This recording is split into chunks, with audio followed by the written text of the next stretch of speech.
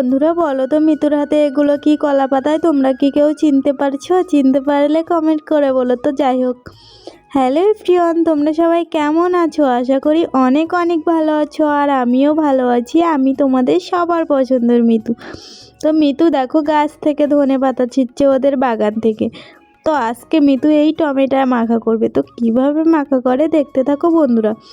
তো যাই হোক, আমি বিলে গিয়েছিলাম সর্ষে ক্ষেতের মধ্যে একটু টমেটো মাখা করে খাবো সবাই মিলে, তার জন্য।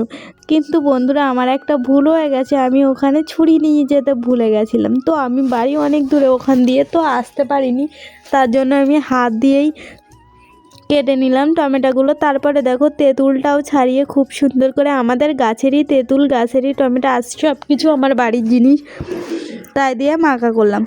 তো দেখো খুব সুন্দর করে মাখাচ্ছে। এই লঙ্কাটাও আমাদের গাছে, সত্যি বলছি আমাদের বাড়ি সব কিছুই টুকটাক হয়েছে।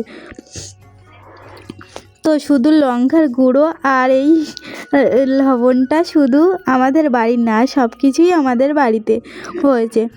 তো এই দেখো খুব সুন্দর করে হাতের সাহায্যে মাখিয়ে নিলাম এইগুলো সব দিয়ে। তো বলছি, সত্যি বলছি বন্ধুরা, খুব খুব সুন্দর টেস্ট। তোমরাও ট্রাই করো এইভাবে একটু টমেটো মাখা করে খেও। তো ভিডিওটা এতক্ষণ দেখার জন্য ধন্যবাদ। আজ এতটুকুনি, টাটা, বাই।